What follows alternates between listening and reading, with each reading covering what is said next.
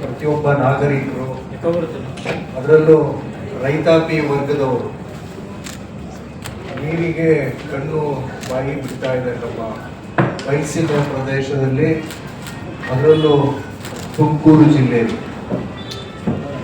ಎಲ್ಲಾದ್ರೂ ಒಂದ್ ಕಡೆ ಸುದ್ದಿ ಕೇಳ್ಬಿಟ್ರೆ ಒಂದೇನಾದ್ರು ನೀರಾವರಿ ಪ್ರಾಜೆಕ್ಟ್ಗಳು ಬರ್ತಿದ್ದಾವೆ ಅಂತ ಹೇಳ್ಬಿಟ್ರೆ ಅವ್ರನ್ನ ಫೋಟೋಗಳು ಇಟ್ಟುಕೊಂಡು ಮೆರವಣಿಗೆ ಮಾಡುವಂತ ಪರಿಸ್ಥಿತಿ ನಮ್ಮ ತುಮಕೂರು ಜಿಲ್ಲೆಗಿದೆ.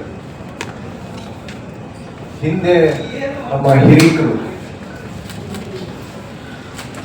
ಜನಪ್ರತಿನಿಧಿಗಳು, ರೈತ ಮುಖಂಡರುಗಳೆಲ್ಲರೂ ಶ್ರಮ ಪಟ್ಟು ಹಲವಾರು ಯೋಜನೆಗಳನ್ನ ಕಾರ್ಯರೂಪಕ್ಕೆ ತರಬೇಕು ಅಂತ ಹೇಳಿ ಪ್ರಾಮಾಣಿಕವಾಗಿ ಪ್ರಯತ್ನಗಳನ್ನ ಪಡ್ತಾ ಬಂದರು. ಒಂದೊಂದೇ ಕಾರ್ಯಕ್ರಮಗಳನ್ನ ಹಮ್ಮಿಕೊಂಡು ಪ್ರತಿಭಟನೆಯಿಂದ ಹಿಡಿದು ಮರಣಾಂತರ ಉಪವಾಸಗಳನ್ನ ಮಾಡಿಕೊಂಡು ನಾವು ಹಿಂದೆ ವೈಕೆ ರಾಮಯ್ಯ ಅವ್ರನ್ನ ಈಗಲೂ ಸ್ಮರಿಸ್ಬೇಕು. ಅವರು ಪಟ್ಟಂತ ಶ್ರಮ, ಚುಮಾಸ್ತಿಗೌಡರು ಪ್ರತಿಯೊಬ್ಬರು ನಮ್ಮ ಜಿಲ್ಲೆಗೆ ಅವ್ರದೇ ಆದಂತ ಕಾಣಿಕೆ ಕೊಟ್ಟರು. ಮಾನ್ಯ ಲಕ್ಕಪ್ಪನವರು, ಕೆ ಮಲ್ಲಣ್ಣವರು, ರಾಜವರ್ಧನ್ ಅವರು, ಈಗ ಪ್ರತಿಯೊಬ್ಬರು ಅವ್ರದೇ ಆದಂತ ಕೊಡುಗೆ ನಮ್ಮ ಜಿಲ್ಲೆಗೆ ಸಿಕ್ಕಿದೆ. ಹೇಮಾವತಿ ನೀರಾವರಿ ಯೋಜನೆ ಇರ್ಬೋದು, ಅಪ್ಪರ್ ಭದ್ರಾ ಪ್ರಾಜೆಕ್ಟ್ ಇರ್ಬೋದು, ಹಾಗೂ ಈಗ 10 ವರ್ಷಗಳಿಂದ ನಮ್ಮ ಕಣ್ಣು ಮುಂದೆ ನಾವು ನೋಡ್ತಾ ಇರತಕ್ಕಂಥ ಎತ್ತಿನಹೊಳೆ ಯೋಜನೆ, ತುಂಬಾ ನಾವು ಆಸೆಯಿಂದ ನಿರೀಕ್ಷೆಯಿಂದ ಆ ಎತ್ತಿನಹೊಳೆ ಪ್ರಾಜೆಕ್ಟ್ ನ ಎದುರು ನೋಡ್ತಾ ಇದ್ದೀವಿ. ನಮ್ಗೆಲ್ಲರಿಗೂ ಸಿಕ್ಕಿರೋಂಥದ್ದು ನಮ್ಮ ಜಿಲ್ಲೆಯಲ್ಲಿ ಇರ್ತಕ್ಕಂಥ ಹೆಚ್ಚು ಕಮ್ಮಿ ಎಲ್ಲಾ ತಾಲೂಕುಗಳಿಗೂ ಕೆರೆಗಳಿಗೆ ನೀರು ತುಂಬಿಸ್ತಾರೆ, ಅಂತರ್ಜಲ ಅಭಿವೃದ್ಧಿ ಆಗ್ತದೆ, ಕುಡಿಯೋ ನೀರಿಗೆ ಅನುಕೂಲ ಆಗ್ತವೆ, ವ್ಯವಸಾಯಕ್ಕೆ ನಮ್ಮ ಮುಂದೆ ಸುಲಭ ಆಗ್ತದೆ, ನಮ್ಮ ಜೀವನ ಹಸನಾಗ್ತದೆ ಅಂತೇಳಿ ನಮ್ಮೆಲ್ಲರ ಅಭಿಪ್ರಾಯಗಳು. ಇದಕ್ಕೆ ಒತ್ತು ಕೊಟ್ಟು ಹಿಂದೆ 2014ರಲ್ಲಿ ಮಾನ್ಯ ಸಿದ್ದರಾಮಯ್ಯನವರು ಮುಖ್ಯಮಂತ್ರಿ ಆಗಿದ್ದಾಗ, ಈಗ ನಮ್ಮ ಉಸ್ತುವಾರಿ ಸಚಿವರಾಗಿರ್ತಕ್ಕಂಥ ಡಾಕ್ಟರ್ ಜಿ ಪರಮೇಶ್ವರ್ ಅವರು ಇದಕ್ಕೆ ಒಳ್ಳೆ ಸರ್ವೆ ಮಾಡಿಸ್ಬೇಕು, ನಮ್ಮ ತುಮಕೂರು ಜಿಲ್ಲೆಗೆ ಆದ್ಯತೆ ಕೊಟ್ಟು ಈ ಪ್ರಾಜೆಕ್ಟ್ ನ ಕಾರ್ಯಗತ ಮಾಡಬೇಕು ಅಂತೇಳಿ 2012ರಿಂದಲೇ ಸರ್ವೆ ಶುರುವಾಗಿತ್ತು ನಿಧಾನಗತಿಯಲ್ಲಿ.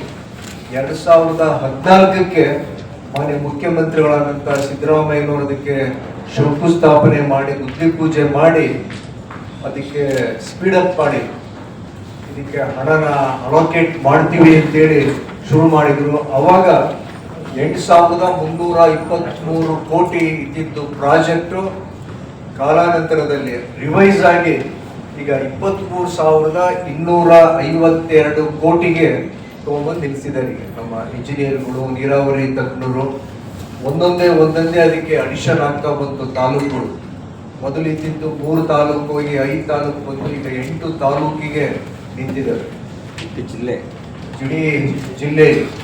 ಹಾಗೇನೆ ಕರ್ನಾಟಕ ರಾಜ್ಯದಲ್ಲಿ 7 ಜಿಲ್ಲೆಗಳು, ಹಾಸನ, ಚಿಕ್ಕಮಗಳೂರಿಂದ ಪ್ರಾರಂಭ ಆಗಿ ತುಮಕೂರು, ರಾಮನಗರ, ಬೆಂಗಳೂರು ಗ್ರಾಮಾಂತರ, ಚಿಕ್ಕಬಳ್ಳಾಪುರ, ಕೋಲಾರ, ಎಲ್ಲ ಕಡೆನೂ ಈ ಚಾನಲ್, ಈ ಕಾಲುವೆ ಹರಿಯೋ ತರ ಮಾಡಿ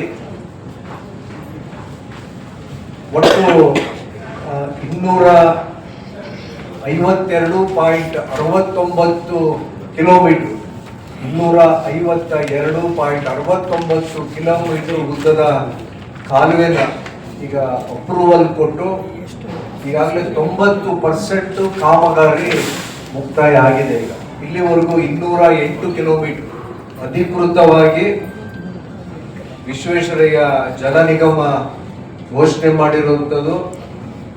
ಈ ಎತ್ತಿನಹೊಳೆ ಈ ಯೋಜನೆ ನಮ್ಮ ಚೀಫ್ ಇಂಜಿನಿಯರ್ ಆನಂದ್ ಅವರು ಕೇಂದ್ರ ಸರ್ಕಾರಕ್ಕೆ ವರದಿ ಕೊಟ್ಟಿರುವಂಥದ್ದು 208 ಕಿಲೋಮೀಟರ್ 90% ಕಾಮಗಾರಿ ಮುಕ್ತಾಯ ಆಗಿದೆ.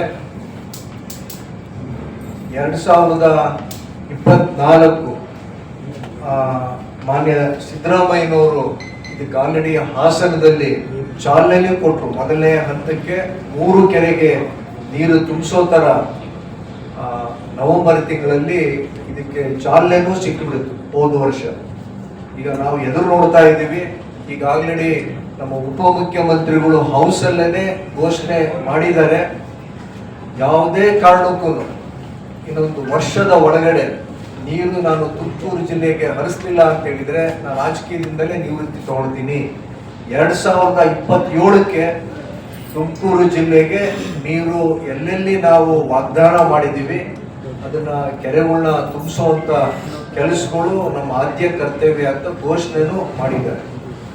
ಇಷ್ಟೊಂದು ಈಗಾಗಲೇ ಡೆವಲಪ್ಮೆಂಟ್ ಆದ್ಮೇಲೆ ಕೇಂದ್ರ ಸರ್ಕಾರಕ್ಕೆ ಮನವಿ ಕೊಟ್ಟು ರಾಜ್ಯ ಸರ್ಕಾರದಿಂದ ನಾವು ಇಷ್ಟು ದೊಡ್ಡ ಪ್ರಾಜೆಕ್ಟು ಇದಕ್ಕೆ 23,252 ಕೋಟಿ ನಾವು ಕಾರ್ಯಗತ ಮಾಡಬೇಕಾಗಿರೋದು, ನಿಮ್ದು ಒಂಚೂರು ಶೇರ್ ಇರಲಿ, ಇಲ್ಲ ಅಂದ್ರೆ ಇದನ್ನ ಒಂದು ರಾಷ್ಟ್ರೀಯ ಯೋಜನೆ ಅಂತೇಳಿ ಆದ್ರೂ ಘೋಷಣೆ ಮಾಡ್ರಿ. ಹಿಂದೆ ಕೇಂದ್ರ ಸರ್ಕಾರದ ಬಜೆಟ್ ಅಲ್ಲಿ 2024ರ ಬಜೆಟ್ ಅಲ್ಲಿ ಇದೇ ನಮ್ಮ ವಿತ್ತ ಸಚಿವರು ನಿರ್ಮಲಾ ಸೀತಾರಾಮನ್ ಮೇಡಮ್ ಅವರು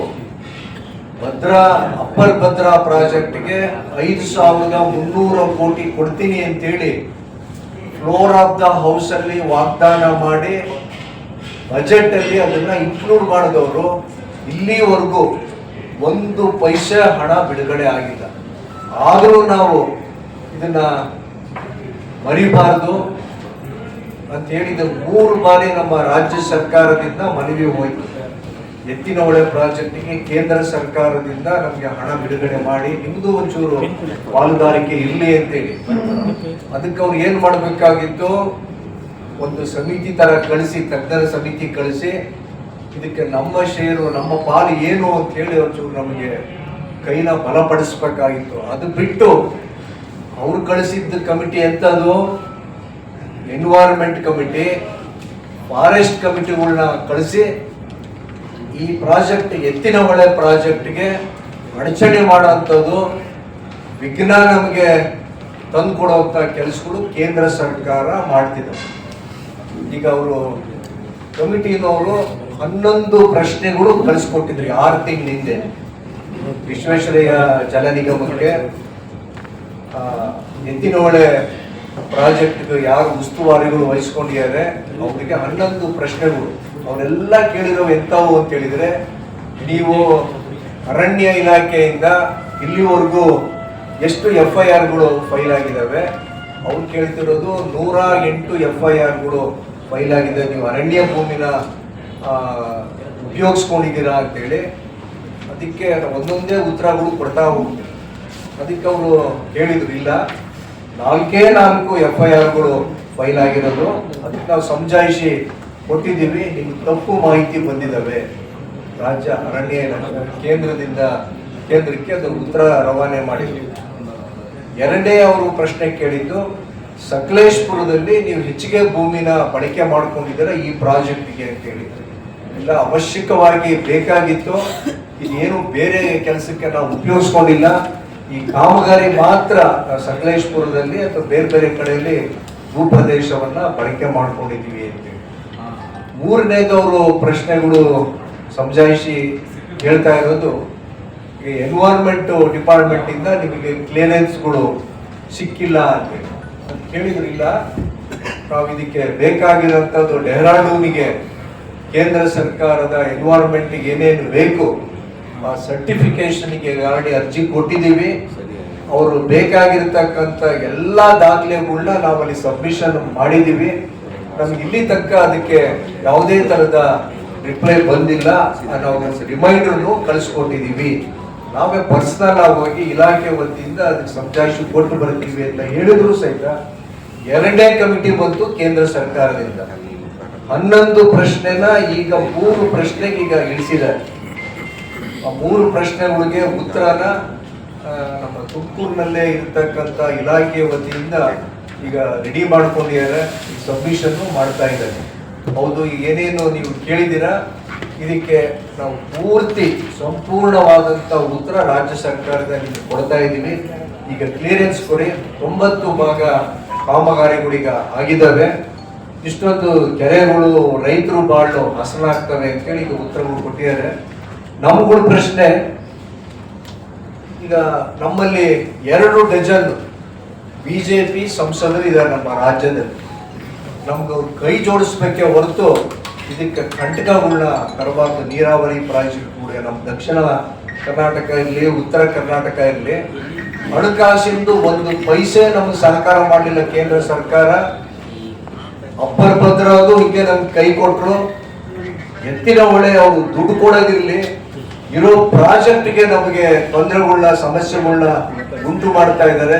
ನಮ್ಮ ಸಂಸದರು ಯಾರ್ಯಾರು ಇದ್ದೀರಾ ಪ್ರತಿಯೊಬ್ರು ನಮಗೆ ಕೈ ಜೋಡಿಸ್ರಿ. ಮಾನ್ಯ ಮುಖ್ಯಮಂತ್ರಿಗಳು ಎಲ್ಲಾ MP ಗಳನ್ನ ಸಭೆ ಕರೆದ್ರು. ನಮಗೆ ಎಲ್ಲಾ ಪಕ್ಷಾತೀತವಾಗಿ ಸಭೆಗೆ ಬನ್ರಿ ಅಂತೇಳಿ. ಬಿಜೆಪಿ ಸಂಸದರು ಮಾತ್ರ ಈ ಸಭೆಗೆ ಬರಲಿಲ್ಲ. ಮುಖ್ಯವಾದ ಪ್ರಶ್ನೆ ಇದ್ದಿದ್ದು ನೀರಾವರಿ ಪ್ರಾಜೆಕ್ಟ್ಗಳ ಬಗ್ಗೆನೇ. ದಕ್ಷಿಣ ಕರ್ನಾಟಕದ್ದು, ಉತ್ತರ ಕರ್ನಾಟಕದ್ದು ಯಾವ್ಯಾವ ಬಾಕಿ ಇದಾವೆ, ನಮಗೆ ಹಿಂದೆ ಅವರು ವಾಗ್ದಾನ ಕೊಟ್ಟಂತ, ಘೋಷಣೆ ಮಾಡಿರ್ತಕ್ಕಂಥ, ಹೌಸಲ್ಲಿ ಘೋಷಣೆ ಮಾಡಿರ್ತಕ್ಕಂಥ ದಾಖಲೆ ಸಮೇತ ಬಿಜೆಪಿ MP ಕೊಡಬೇಕು ಅಂತಲೇ ಇದ್ದಿದ್ದು. ಒಬ್ಬರು ಅಟೆಂಡ್ ಆಗಿಲ್ಲ. ಅದೇನು ನಮ್ಮ ಪಕ್ಷದ ಸಭೆ ಏನಾಗಿರ್ಲಿಲ್ಲ. ಅದು ಪಕ್ಷದ ಹಿತದೃಷ್ಟಿಯಿಂದ ಕರೆದಿರೋಂಥ ಸಭೆಗೆ ಯಾವ ಬಿಜೆಪಿ MP ಅಟೆಂಡ್ ಆಗ್ದಲೆ ಅದನ್ನು ಬಾಯ್ಕಾಟು ಮಾಡಲಿಲ್ಲ. ಅವರು ಇಲ್ಲ, ನಾವು ಕಾರ್ಯ ಒತ್ತಡದಿಂದ ನಾವು ಯಾರು ಬರೋಕ್ಕಾಗಲಿಲ್ಲ ಅಂತ ಹೇಳಿ ಉತ್ತರಗಳು ಕೊಟ್ಟರು. ಇದೇ ಬೆಳಗಾವಿನಲ್ಲಿ ಇರ್ತಕ್ಕಂಥ ಅಧಿವೇಶನದಲ್ಲಿ ಇದ್ರ ಬಗ್ಗೆನೆ ಪ್ರಶ್ನೆಗಳು ಕೇಳಬೇಕು ಅಂತ ಹೇಳಿ ನಮ್ಮೆಲ್ಲ ಸಚಿವರುಗಳು, ಶಾಸಕರುಗಳು, 7 ಜಿಲ್ಲೆ ಶಾಸಕರುಗಳು ಈಗ ತಯಾರಾಗಿದ್ದಾರೆ.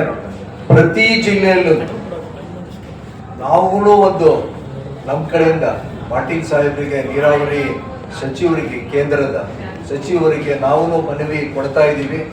ಒಂದು ನಿಯೋಗ ಹೋಗಿ ಡೆಲ್ಲಿನಲ್ಲಿ 13, 14ನೇ ತಾರೀಕು ನಾವೆಲ್ಲರೂ ಡೆಲ್ಲಿನಲ್ಲಿ ಇರ್ತಾ ಇದ್ದೀವಿ. ಅವ್ರಿಗೊಂದು ಸಬ್ಮಿಷನ್ ಮಾಡಿ ನಮ್ಮ ಕಡೆಯಿಂದ ಮನವಿ ಕೊಟ್ಟು, ಅದರಲ್ಲೂ ನಮ್ಮ ತುಮಕೂರು ಜಿಲ್ಲೆಗೆ ಒತ್ತು ಕೊಡಿ ಅಂತ ಒಂದು ಕೋರಿಕೆ ಕೊಟ್ಟು, ಅದಕ್ಕೇನಾದರೂ ಅವರು ಸಕಾರಾತ್ಮಕವಾಗಿ ಸ್ಪಂದಿಸಲಿಲ್ಲ ಅಂತ ಹೇಳಿದರೆ ನಮ್ಮ ಜಿಲ್ಲೆಯಿಂದಲೇ, ತುಮಕೂರು ಜಿಲ್ಲೆಯಿಂದಲೇ ದೊಡ್ಡದಾದಂಥ ಪ್ರತಿಭಟನೆ, ಪಕ್ಷಾತೀತವಾಗಿ ಎಲ್ಲ ರೈತಪರ ಸಂಘಟನೆಗಳು, ರೈತರು, ಮಹಿಳೆಯರು, ಎಲ್ಲ ನಾಗರಿಕರನ್ನ ಒಳಗೊಂಡು ನಮಗೆ ನೀವು ಒಪ್ಪಿಗೆ ಕೊಡ್ತೀರಾ, ಜೊತೆಗೆ ನಮಗೆ ಹಣಕಾಸಿನ ಅನುಕೂಲ ಕೊಡ್ತೀರಾ, ಹಾಗೇನೆ ಇದನ್ನ ಒಂದು ರಾಷ್ಟ್ರೀಯ ಯೋಜನೆ ಅಂತೇಳಿ ಘೋಷಣೆ ಮಾಡಿ ನೀವು ಇದು ಪಾಲ್ದಾರ ಆಗ್ರಿ ಅಂತೇಳಿ ನಮ್ದೆಲ್ಲ ಕೋರಿಕೆಗಳನ್ನ ಈಡೇರಿಸ್ರಿ ಅಂತೇಳಿ ಪ್ರತಿಭಟನೆಯನ್ನ ಹಮ್ಮಿಕೊಳ್ಳೋದಕ್ಕೆ ನಾವೆಲ್ಲರೂ ಸಜ್ಜಾಗ್ತಾ ಇದ್ದೀವಿ.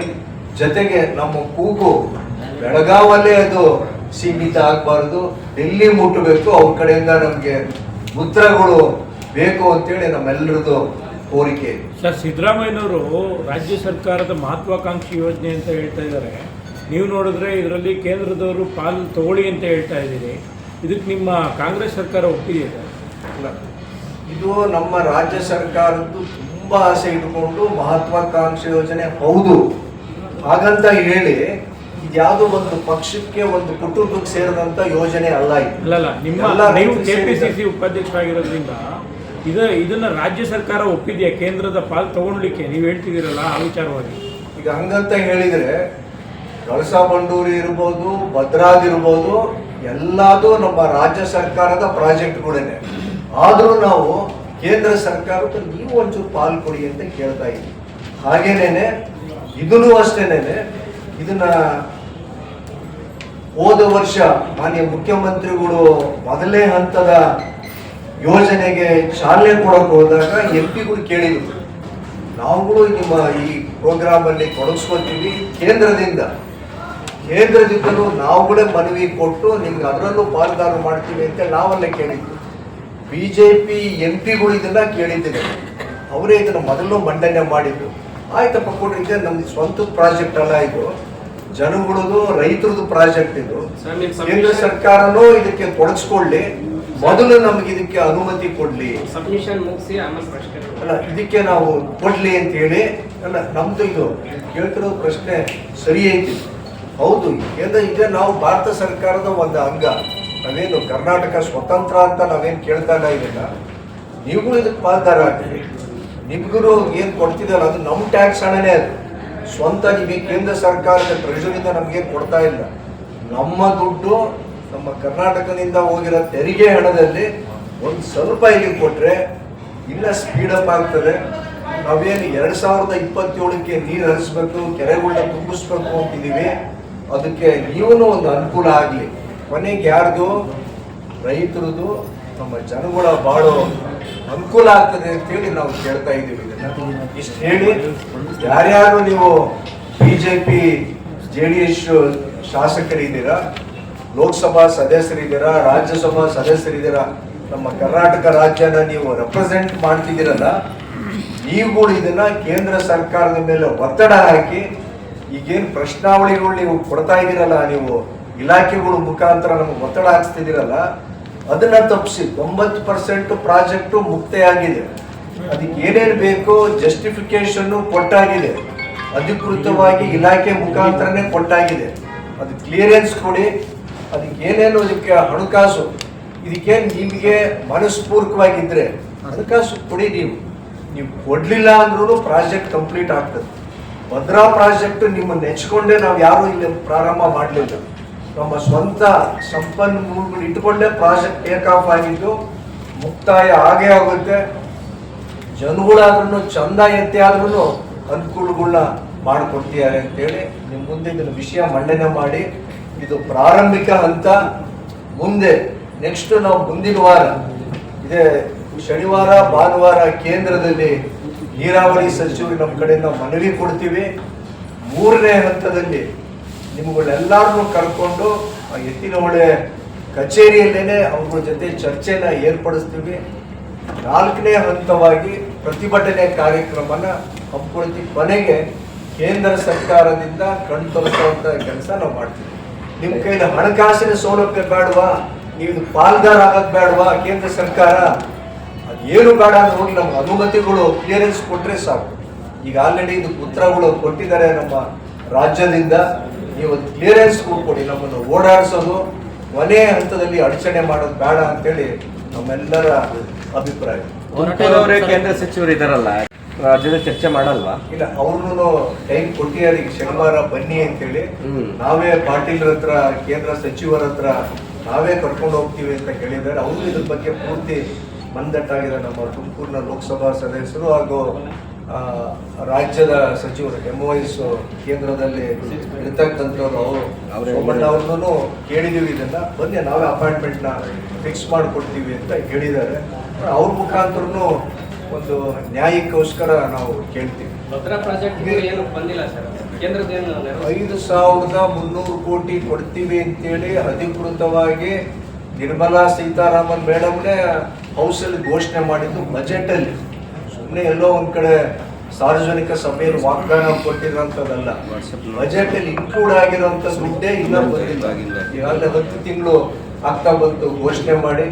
ಇವತ್ತಿಲ್ಲಿ ಈ ಸಭೆಗೆ ಎಲ್ಲ ತಾಲೂಕಿನ ಪ್ರತಿನಿಧಿಗಳು ಇವತ್ತಿಲ್ಲಿ ಹಾಜರಿದ್ದಾರೆ. ಪಕ್ಷಾತೀತವಾಗಿ ಎಲ್ಲರೂ ಇಲ್ಲಿ ಪಾಲ್ಗೊಂಡಿದ್ದಾರೆ. ಎಲ್ಲರದ್ದು ಒಕ್ಕೊರಲಿನ ಕೋರಿಕೆ, ನ್ಯಾಯಬದ್ಧವಾದಂಥ ನಮ್ಮ ಡಿಮ್ಯಾಂಡು, ಕೇಂದ್ರ ಸರ್ಕಾರ ಯಾವುದು ನೀವು ತೊಂದರೆ ಮಾಡಬೇಡಿ, ಹಣಕಾಸು ನಿಮ್ಮ ಮನಸ್ಸಿದ್ರೆ ಬಿಡುಗಡೆ ಮಾಡಿ, ಮಾಡಲಿಲ್ಲ ಅಂದ್ರೂ ನಮಗೆ ಪ್ರಾಜೆಕ್ಟ್ ಕಂಪ್ಲೀಟ್ ಮಾಡೋಂಥ ಚೈತನ್ಯ ಇದೆ, ಆ ಶಕ್ತಿನ ಜನಗಳೇ ಕೊಟ್ಟಿದ್ದಾರೆ ಅಂತ ನಿಮ್ಮ ಮುಂದೆ ಹೇಳ್ತಾ ಇದ್ದೀನಿ. ನಿಮ್ಮನ್ನು ಉದ್ದೇಶಿಸಿ ಗುಬ್ಬಿಯಿಂದ ಬಂದಿರತಕ್ಕಂಥ ವೆಂಕಟೇಶ್ ಅವರು, ಹಾಗೇನೆ ರೇವಣಸಿದ್ದೆ ಹಿಂದೆ ಇದೇ ಕೃಷಿ ಎಕ್ಸ್ಪೋರ್ಟ್ ಬೋರ್ಡ್ಗೆ ಅಧ್ಯಕ್ಷರಾಗಿದ್ದಂಥವ್ರು, ಹಾಗೆ ನಮ್ಮ ಮಹಿಳೆಯರಿದ್ದಾರೆ, ಆಮೇಲೆ ರೈತ ಪ್ರತಿನಿಧಿಗಳು ಇಲ್ಲಿದ್ದಾರೆ. ಅವ್ರಿಗೂ ಒಂದೊಂದೇ ನಿಮಿಷ ನಿಮ್ಮನ್ನ ಮಾತಾಡಿಸ್ತೀನಿ. ಎತ್ತಿನ ಹೊಳೆ ಯೋಜನೆಯ ಇದ್ರ ಬಗ್ಗೆ ಮಾತಾಡ್ತಾ ಇದ್ದೀವೋ, ಇದರಿಂದ ಎಷ್ಟೋ ಹಳ್ಳಿಗಳಿಗೆ ಇವತ್ತು ಕುಡಿಯೋ ನೀರಿನ ವ್ಯವಸ್ಥೆ ಆಗುತ್ತೆ. ಏನು 7 ಜಿಲ್ಲೆಗಳು ಇದಕ್ಕೆ ಸಂಬಂಧಪಟ್ಟಿದೆಯೋ ಪ್ರತಿಯೊಂದು ಜಿಲ್ಲೆಯಲ್ಲೂ ಕೂಡ ಇವತ್ತು ನೀರಿನ ಅಭಾವ ಯಾವ ರೀತಿಯಲ್ಲಿ ಇತ್ತು. In the prone districts like Kolar and Chikkaballapur and Bangalore rural, we have seen the prone districts where there is lot of scarcity of water. ಇಂಥ ಜಿಲ್ಲೆಗಳಲ್ಲಿ ಕುಡಿಯೋ ನೀರಿನ ವ್ಯವಸ್ಥೆ ಇನ್ಕ್ಲೂಡಿಂಗ್ ತುಮಕೂರು ಡಿಸ್ಟ್ರಿಕ್ಟ್, ಏನ್ ಕೊರಟಗೆರೆ ಆಗಿರ್ಬೋದು, ಗುಬ್ಬಿ ಆಗಿರ್ಬೋದು, ಹೆಚ್ಚಿನದಾಗಿ ಗುಬ್ಬಿ ತಾಲೂಕು ಮತ್ತೆ ಕೊರಟಗೆರೆ ತಾಲೂಕಿನಲ್ಲಿ ಎತ್ತಿನ ಹೊಳೆ ಪ್ರಾಜೆಕ್ಟ್ ಹೋಗ್ತಿರೋದ್ರಿಂದ ನಾವೆಲ್ಲರೂ ಕೂಡ ಕೇಳ್ಕೊಳ್ಳೋದು ಬಂದೇನೆ 90% ಭಾಗ ಈಗಾಗಲೇ ಕೆಲಸ ಕಂಪ್ಲೀಟ್ ಆಗಿದೆ. ಇನ್ 10% ಕಂಪ್ಲೀಟ್ ಆಗ್ತಾ ಇದೆ ಅನ್ನೋ ಒಂದು ಸಮಯದಲ್ಲಿ ಕೇಂದ್ರ ಸರ್ಕಾರ ಎಲ್ಲೋ ಒಂದ್ ಕಡೆ ನಿಮ್ಮ ನಡೆಯನ್ನ ನೀವು ತೋರಿಸ್ತಾ ಇದ್ದೀರಾ. You are bringing yourself into this project. ಯಾತಕ್ಕೋಸ್ಕರ ಅಡೆತಡೆಯನ್ನ ಮಾಡ್ತಾ ಇದ್ದೀರಾ? ಇವತ್ತು ಎಷ್ಟೋ ಜನಕ್ಕೆ ಕುಡಿಯೋ ನೀರಿನ ವ್ಯವಸ್ಥೆ ಆಗತ್ತೆ. ಇವತ್ತು ನೀರಿನ ಅಭಾವ ಏನಿದೆಯೋ ಇದರಿಂದ ಅಂತರ್ಜಲ ಉತ್ಪತ್ತಿ ಆಗತ್ತೆ. ಕೆರೆಗಳು ತುಂಬಿಸುವಂತ ಕೆಲಸವನ್ನ ಮಾಡ್ಲಿಕ್ಕೆ ಅಂತ ಹೇಳಿ ರಾಜ್ಯ ಸರ್ಕಾರ ಒಂದು ಒಳ್ಳೆಯ ಮಹತ್ವಾಕಾಂಕ್ಷೆಯ ನಿರ್ಧಾರವನ್ನ ಕೈಗೊಂಡು ಮಾಡಿರುವಂತ ಕೆಲಸಕ್ಕೆ ಇನ್ನು 10% ಕೆಲಸ ಕಮ್ಮಿ ಇದೆ ಅನ್ನೋವಾಗ ನೀವು ಮಧ್ಯದಲ್ಲಿ ತಲೆದೂರಿಸ್ಕೊಂಡು ಬರ್ತಾ ಇದ್ದೀರಾ. ಈಗ ನಿಮಗೆ ಫಾರೆಸ್ಟ್ ಏರಿಯಾ ಎಲ್ಲ ಅಪಾರ ಆಗ್ತಾ ಇದೆ ಅನ್ನೋದು ನಿಮ್ಮ ಗಮನಕ್ಕೆ ಈಗ ಬಂದಿರೋದು, ಹಿಂದೆ ಎಂತಕ್ಕೆ ಬಂದಿರಲಿಲ್ಲ. ಈ ಪ್ರಾಜೆಕ್ಟ್ ಸ್ಟಾರ್ಟ್ ಆಗಿರೋದು 2014ರಲ್ಲಿ. ಆಗಿನ ಸಮಿತಿ ಏನು ಮಾಡಿ ಕೊಟ್ಟಿತ್ತೋ ಆಗಿನ ವರದಿಯಲ್ಲಿ ನಿಮಗೆ ಗೊತ್ತಿರಲಿಲ್ವಾ ಎಷ್ಟು ಅಕ್ವೈರ್ ಆಗತ್ತೆ ಫಾರೆಸ್ಟ್ ಏರಿಯಾ ಅನ್ನೋದು?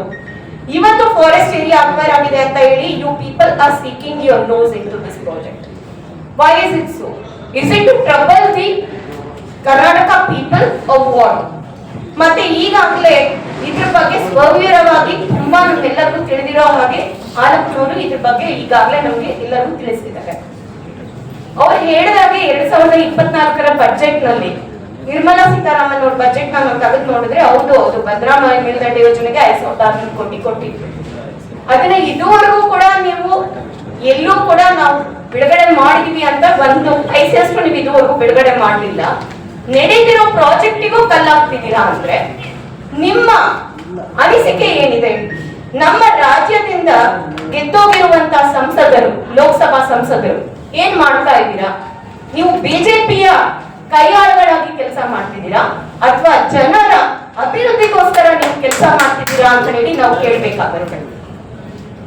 ದಯಮಾಡಿ ಈ 14 ಜನ ಸಂಸದರು ನಮ್ಮಿಂದ ಏನ್ ಗೆದ್ದೋಗಿದಾರೋ ಇದ್ರ ಬಗ್ಗೆ ಗಮನವನ್ನ ತಗೊಂಡು ಹೆಚ್ಚಿನ ರೀತಿಯಲ್ಲಿ ನಮ್ಮ ಕೇಂದ್ರ ಸರ್ಕಾರಕ್ಕೆ ಒತ್ತಡವನ್ನ ತಂದು ದಯಮಾಡಿ ಈ ಪ್ರಾಜೆಕ್ಟ್ ಅಲ್ಲಿ ಯಾವುದೇ ರೀತಿ ತಲೆಯನ್ನ ಕೊಡಬೇಡಿ. ಈ ಮಹತ್ವಾಕಾಂಕ್ಷೆಯ ಒಂದು ಅಭಿವೃದ್ಧಿಯ ಕೆಲಸಕ್ಕೆ ತಾವು ಕೂಡ ಕೈ ಜೋಡಿಸಿ ಜನರಿಗೆ ಒಂದು ಒಳ್ಳೆಯ ಕೆಲಸವನ್ನ ಆಗೋ ರೀತಿ ತಾವೆಲ್ಲರೂ ಕೂಡ ಮಾಡಿ ಅಂತ ಹೇಳಿ ನಾವು ಸಂಸದರನ್ನ ಕೇಳ್ಬೋದು.